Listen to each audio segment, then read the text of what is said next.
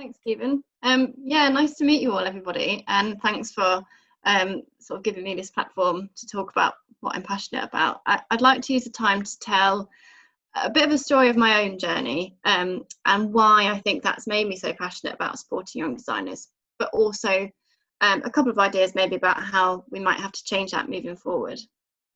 So when I was younger, I genuinely thought that designers were basically men who wore black t-shirts and drew things that people could not afford to buy. I had no idea what an industrial designer was, and I really had no idea of what it meant to have a career in any kind of design industry at all.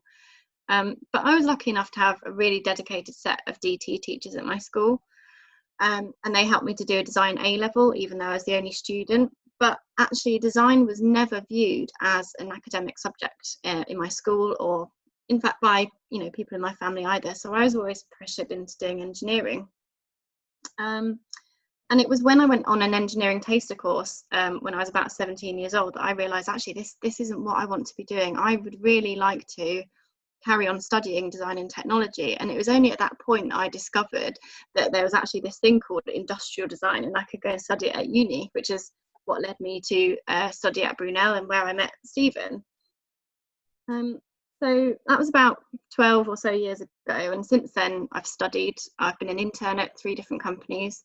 As Stephen said, I set up a company directly out of university, and then most recently I've joined the design team in Cambridge. And I've also seen how so many of my university peers have gone on to sort of have design careers in such a vast expanse of industries. I've seen how design thinking and design has such an impact on such a wide range of industries and in such a wide range of situations, which goes back to sort of what Clive was talking about, service design as well. So I've been involved in sort of furniture design, transport design, medical product, homeware, FMCG, and the list goes on.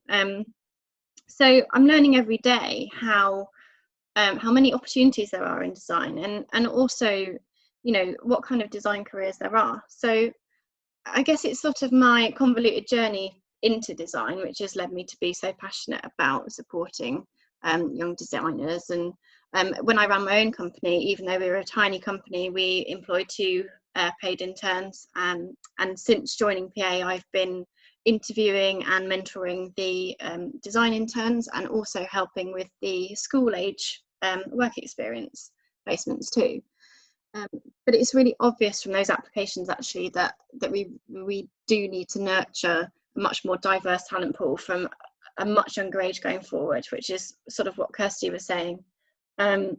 Because I think although STEM subjects are really being pushed in schools now, that they're sort of championed by things like the Raspberry Pi competitions and coding clubs, and for example, but I feel that DT and design technology is actually getting a bit lost, and sadly a lot of schools have lost their DT courses and facilities now altogether, which is so sad, because I firmly believe in the importance of sort of exposure and experience to learn and develop a career in our industry. And unfortunately this year we've had to cancel our internship due to COVID-19, and I think the impact of that's going to last far beyond this year, because we've all got so used to new ways of working, which is great when you're part of an established team, but must be really difficult as a newcomer, and even worse if you're an intern or a graduate and you're trying to learn the ropes and learn new things from other people. So what can we do about it? Well, William, you mentioned Zoom fatigue. I actually, interestingly, have had a much more positive experience of Zoom over the past few months. I think it's broken boundaries in a lot of ways, and personally I've been speaking to more people further across the world than I ever have before. And that's led me to a couple of ideas about how we might mentor students going forward. So, we might be able to act as virtual clients, we could set them students live briefs, and we could review work and coach students throughout the process of their degrees, because we wouldn't be limited by budgets or summer holidays. So we wouldn't have to just choose 1 or 2 interns to help anymore. We could host group sessions and peer reviews and have more webinars such as this, and facilitate a much longer lasting, wider design community that everybody can benefit from. So I suppose a closing thought for all the employers on the call particularly would be that if you think you don't have the time or the resources or the money to support interns anymore because of coronavirus or because of whatever reason, I'd urge you to think again, and remember the people that gave you your first opportunity, and find a creative way for you to do the same.